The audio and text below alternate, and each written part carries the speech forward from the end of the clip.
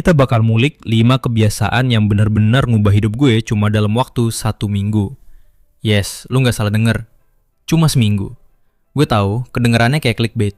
Tapi sumpah, ini bukan tips basi yang sering lu lihat di mana-mana. Ini real, mentah, jujur. Kebiasaan yang beneran gue terapin tiap hari. Gue ngelewatin struggle-nya, momen ahanya, sampai akhirnya ngerasain perubahan yang gokil banget. Dan gue gak sabar buat sharing ini ke lu. Karena efeknya gede banget buat hidup gue, dan gue yakin bisa ngaruh juga ke hidup lo. Entah lu lagi nyari cara buat ningkatin produktivitas, ngebenerin kesehatan mental, atau sekedar pengen ngerasa lebih positif tiap hari, kebiasaan ini bisa bantu lu kesana. Jadi, ambil kopi, rebahan santai, dan ayo kita mulai bareng-bareng.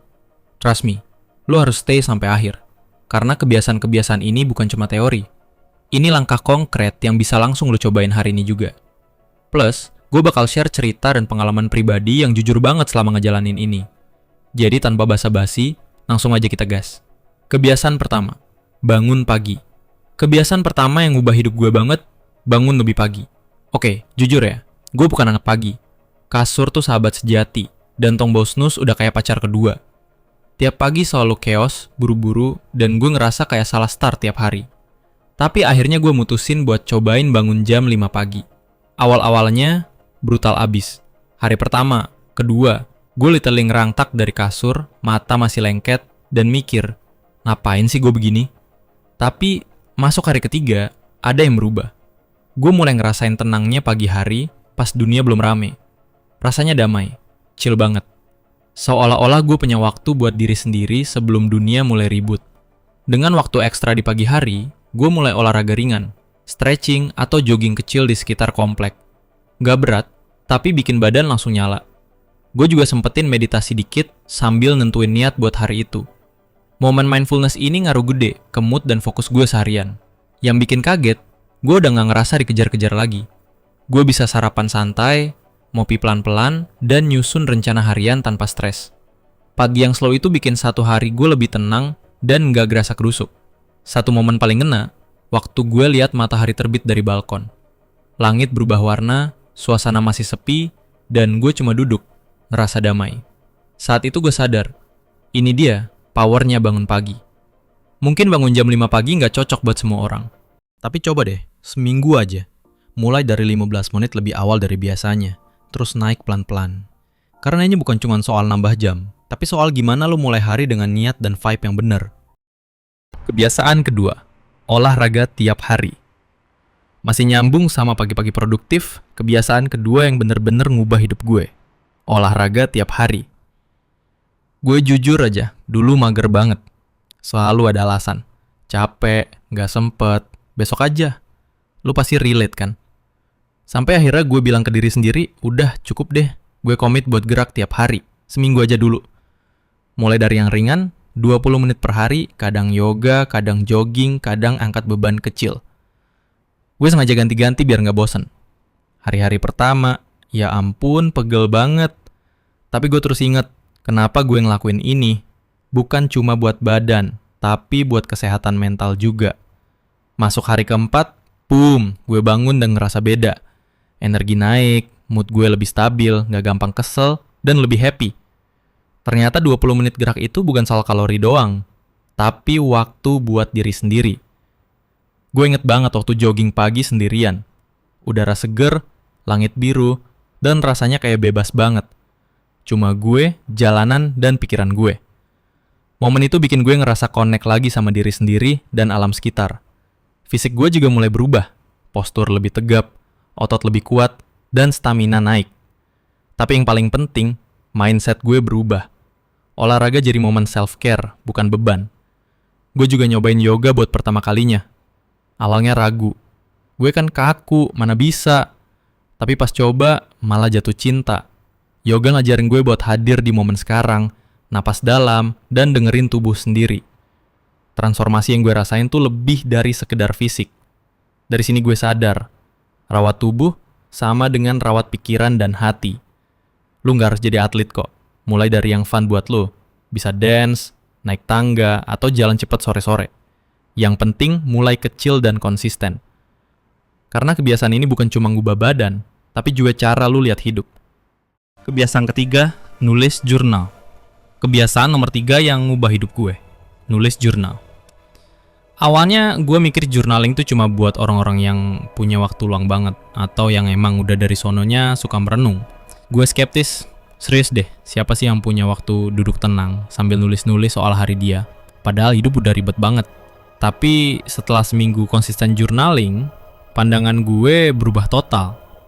Journaling jadi salah satu fondasi penting dalam perjalanan perkembangan diri gue. Gue mulai dari hal simple. Setiap malam sebelum tidur, gue nyempetin 10 menit buat nulis. Gue beli buku catatan polos sama pulpen yang enak dipakai.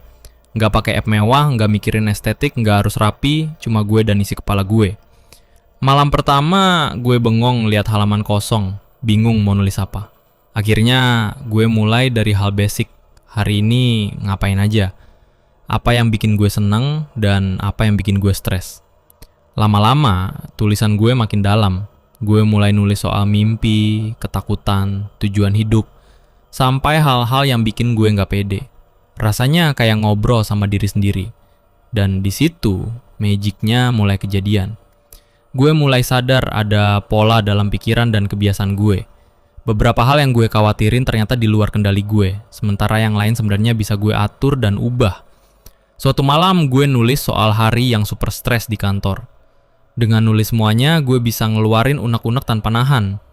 Gue tulis apa yang bikin stres, gimana perasaannya, dan apa yang bisa gue lakuin buat ngadepin situasi kayak gitu ke depannya. Ternyata refleksi kecil kayak gini bisa bikin pikiran jauh lebih jernih dan hati lebih tenang. Salah satu bagian paling keren dari journaling adalah ngelacak progres diri sendiri. Gue tulis tiap pencapaian kecil, sekecil apapun. Pas dibaca ulang, rasanya bangga banget dan itu jadi bahan bakar buat terus maju. Contohnya, gue pernah nulis soal presentasi yang bikin gue deg-degan. Gue tulis proses persiapannya, gimana gue latihan, sampai akhirnya hasilnya oke. Ngelihat semua itu tertulis jelas, bikin gue makin percaya diri. Gue juga mulai masukin bagian khusus buat bersyukur. Tiap hari, gue tulis 3 hal yang gue syukuri. Simple sih, tapi dampaknya gila banget. Gue jadi lebih fokus ke hal-hal yang gue punya, bukan yang kurang. Pandangan gue ke hidup jadi jauh lebih positif. Ada satu catatan yang paling gue ingat. Waktu itu gue lagi susah banget bawa belanjaan, dan ada orang asing bantuin gue tanpa diminta. Gue tulis tentang momen itu, dan rasanya hangat banget. Nulisnya aja bikin gue senyum-senyum sendiri, dan bikin gue pengen juga ngakuin hal baik buat orang lain. Lewat journaling, gue jadi makin kenal sama diri gue sendiri. Gue tahu apa yang sebenarnya gue pengen, apa yang gue takutin, apa kekuatan gue, dan kelemahan gue juga. Rasanya kayak terapi, tapi gratis dan lebih jujur, karena cuma gue dan tulisan gue, tanpa takut dihakimi. Kalau lu belum pernah coba journaling, gue saranin banget buat mulai. Gak usah mikir tulisan harus keren atau dalam. Tulis aja apapun yang ada di kepala. Bisa alur pikiran bebas, bisa recap hari lu, atau bisa juga refleksi soal satu kejadian. Kasih diri lu kebebasan buat jujur, buat nulis apa adanya. Lu bakal kaget betapa journaling bisa ngasih ketenangan, kejelasan, dan rasa lega. Karena journaling itu bukan soal apa yang lu tulis, tapi soal proses nulisnya. Kebiasaan keempat, makan dengan penuh kesadaran, mindful eating. Selanjutnya, makan dengan penuh kesadaran alias mindful eating. Ini salah satu yang paling ngaruh buat gue. Karena kayak banyak orang juga, dulu gue sering makan sambil jalan, sambil kerja, sambil scroll TikTok atau IG. Makan tuh jadi kegiatan yang buru-buru, nggak fokus, dan jujur aja nggak gue nikmatin. Gue baru sadar ternyata kebiasaan makan kayak gitu ngaruh banget ke kesehatan gue, baik fisik maupun mental. Akhirnya gue mutusin buat coba mindful eating selama seminggu, dan hasilnya wow. Mindful eating itu intinya lu hadir penuh waktu lagi makan, lu nikmatin tiap gigitan, lu sadar sama rasa, tekstur, bahkan suara makanan lu. Gue mulai dengan komitmen. Semua makan gue harus mindful. Gue atur dulu suasana makannya. Meja makan gue rapiin, gue sediain tempat duduk yang enak, dan gue jauhkan semua distraksi. No HP, no TV, no laptop. Awalnya aneh sih, duduk makan sendirian tanpa gangguan. Tapi makin lama itu jadi ritual yang bikin tenang. Setiap makan, gue mulai dengan napas dalam beberapa kali buat ngebawa diri gue ke present moment. Hal pertama yang gue sadarin, gue jadi jauh lebih menikmati makanan. Gue beneran rasain rasa-rasa yang selama ini lewat gitu aja. Sayur yang fresh jadi crunchy banget.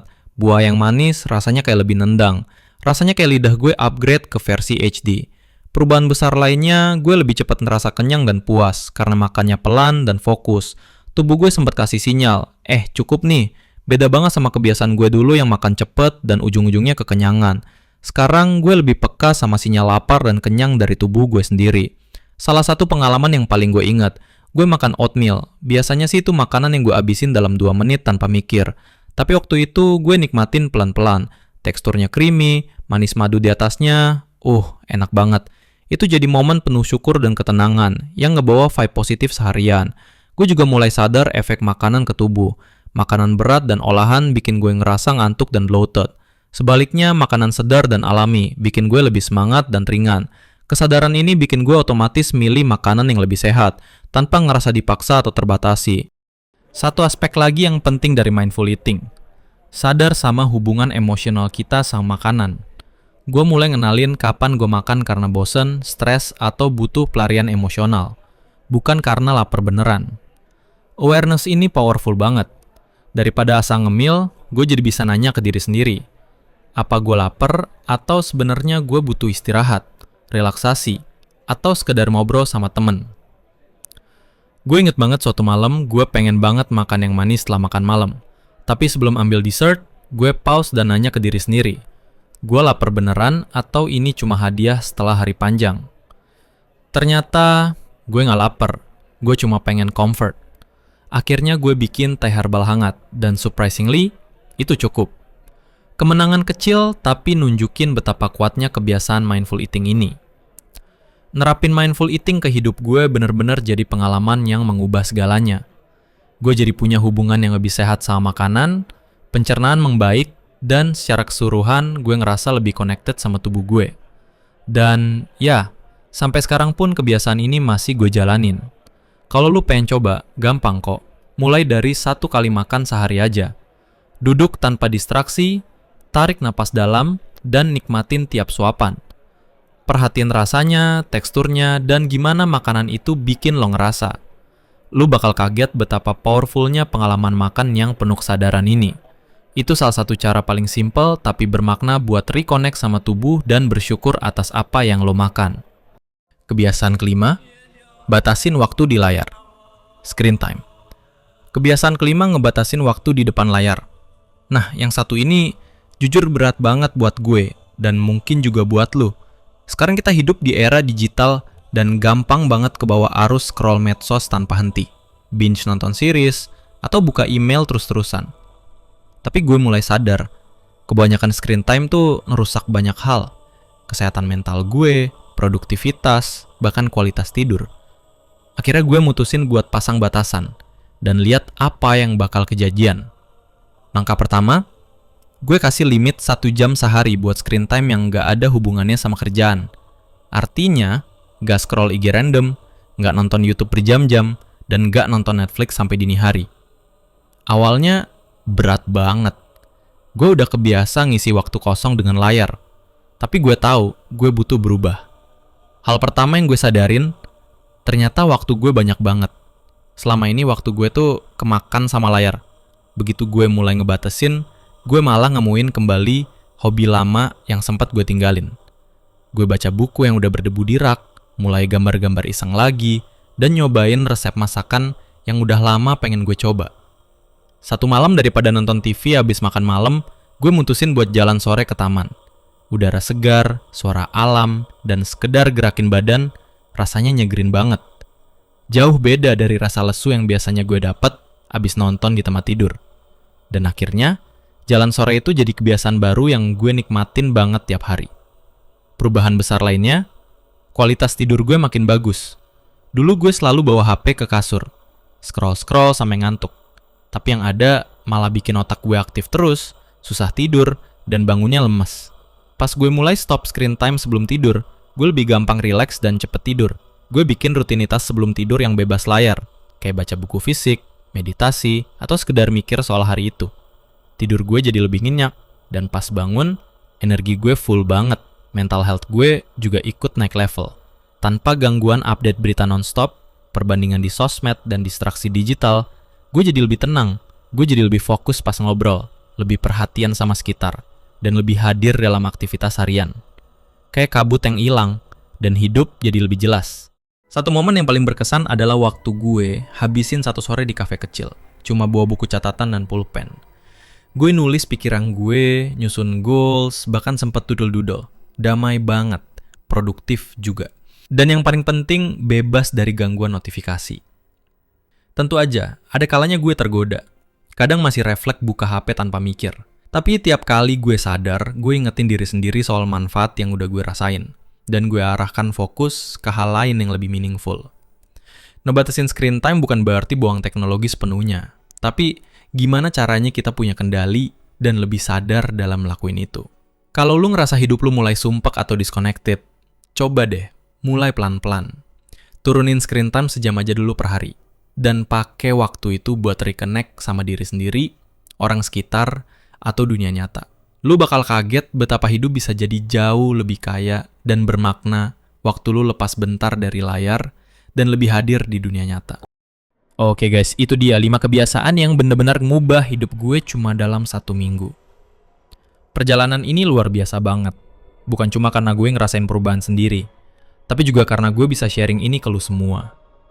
Masing-masing kebiasaan ini punya kekuatan buat bikin perubahan besar dalam hidup lu. Dan gue percaya banget, kalau bisa ngaruh ke gue yang awalnya juga skeptis, pasti juga bisa ngaruh ke lu. Kalau ada 1 atau 2 kebiasaan dari video ini yang bikin lu tertarik, coba aja mulai pelan-pelan. Mulai dari 1 dulu, rasain efeknya. Gak usah buru-buru sempurna, yang penting progresnya. Perubahan kecil tapi konsisten bisa jadi transformasi besar di jangka panjang. Gue juga pengen banget denger cerita lu. Drop komen di bawah, kebiasaan mana yang pengen lu coba. Atau kalau ada pertanyaan, langsung tulis aja. Cerita-cerita lu tuh bikin komunitas ini makin solid dan saling support. Dan kalau video ini ngebantu lu, jangan lupa like, subscribe, dan pencet tombol loncengnya biar gak ketinggalan konten-konten berikutnya. Masih banyak banget insight dan tips yang bakal gue share ke depan. Share juga video ini ke teman atau keluarga yang mungkin butuh dorongan kecil buat mulai berubah. Siapa tahu bisa jadi titik balik buat mereka juga. Thanks banget udah nonton sampai akhir. Ingat ya, perubahan besar datang dari langkah-langkah kecil yang konsisten. Yuk terus bertumbuh, terus berkembang, dan ubah rutinitas harian jadi momen powerful buat upgrade diri. Sampai ketemu di video selanjutnya, stay keren semuanya.